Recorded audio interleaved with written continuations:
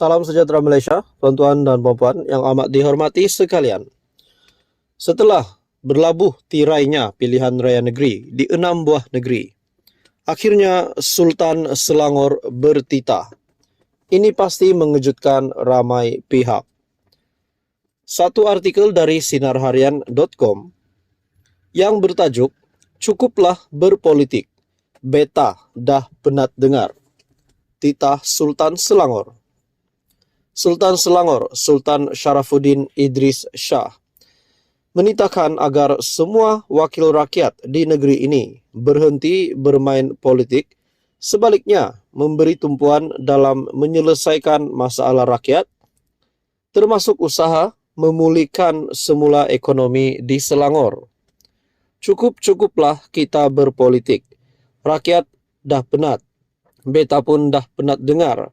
Bangunlah ahli-ahli yang berhormat semua. Fikirkanlah masa depan negeri, negara dan masa depan anak cucu kita. Jadikan negara Selangor hebat semula.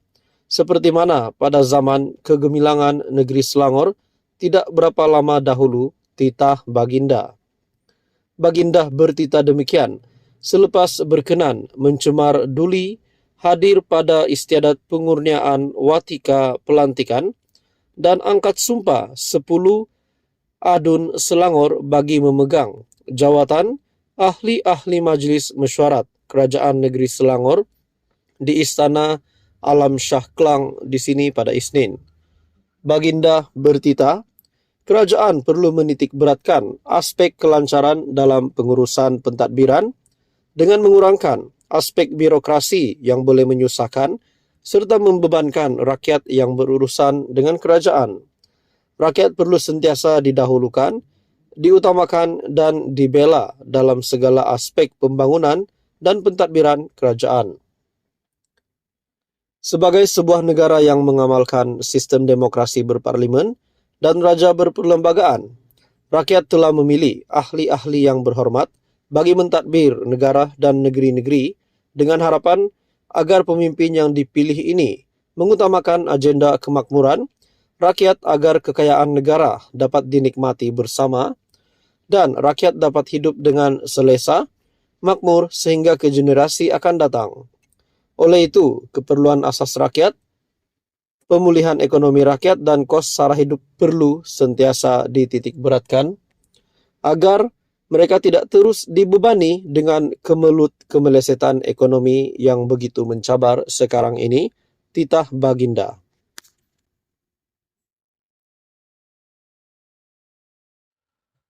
Halo semua, salam sejahtera Malaysia. Tuan-tuan dan puan yang amat dihormati sekalian, setelah berakhirnya PRN, setelah kita dapat melihat keputusan 3 sama, akhirnya terdapat satu persoalan yang timbul dari rakyat Malaysia. Kemana POM ataupun Proklamasi Orang Melayu yang dipimpin Tun Mahathir? Setelah kita melihat pada pilihan raya umum ke-15 yang lalu, kekalahan Tun Mahathir yang amat teruk, uang deposit tidak dapat dikembalikan, akhirnya Proklamasi Orang Melayu yang kita dapat lihat menyokong pembangkang PN. Tetapi pada PRN tidak ada satupun calon dari POM. Menurut satu ulasan dari Syabuddin.com, kemana Proklamasi Orang Melayu? Dalam sebuah artikel ataupun ulasan dari Syabuddin.com, selepas PRN berakhir, kemana Proklamasi Melayu? Ataupun kita boleh juga katakan ulasan ini, kemana Tun Mahathir pergi? Apa yang berlaku kepada Tun Mahathir?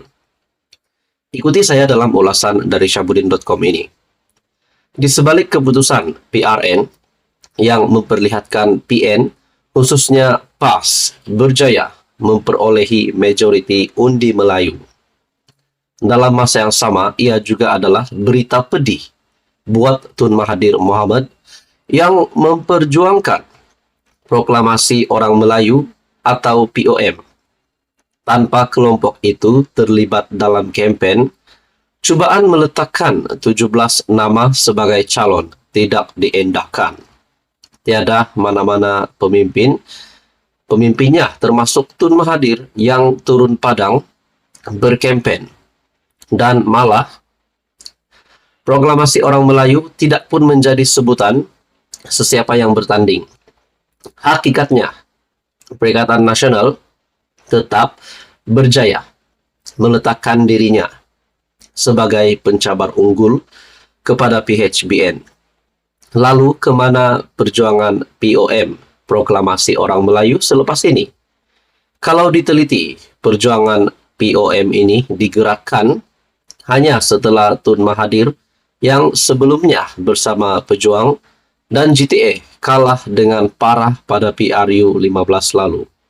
Jadi saudara-saudara, setelah saya melihat artikel ini ataupun ulasan yang sangat hebat dari Syahbudin.com, adakah di sini setelah kalah pada PRU 15, Tun Mahathir meninggalkan Pejuang dan Gerakan Tanah Air? Adakah perkara ini akan berulang lagi untuk PRN dan Proklamasi Orang Melayu? Adakah Tun Mahathir akan tinggalkan Proklamasi Orang Melayu dan menamatkan riwayatnya sebagai ahli politik dan fokus menjadi negarawan? Nah, itu menjadi persoalan. Dalam artikel ini lagi, untuk itu, sekurang-kurangnya ada dua tujuan proklamasi Melayu itu digerakkan.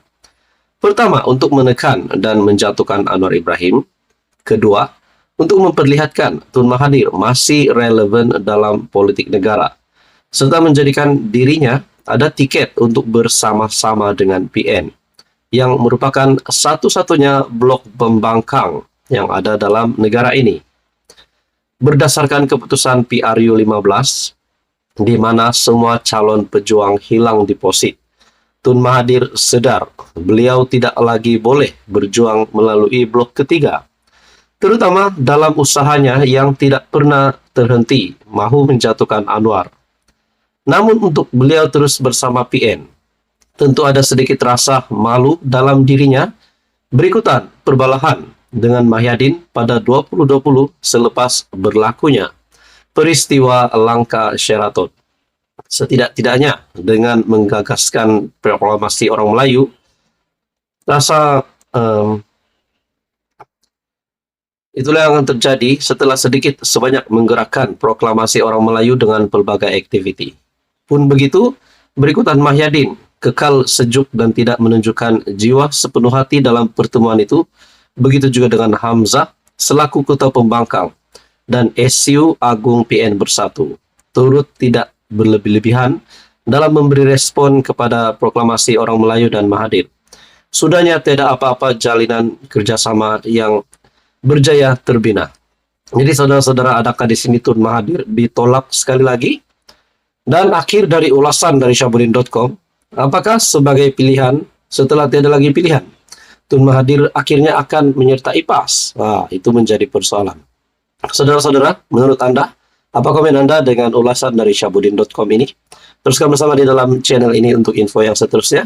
Mohon bantu channel ini dengan menekan butang like, share, dan juga subscribe.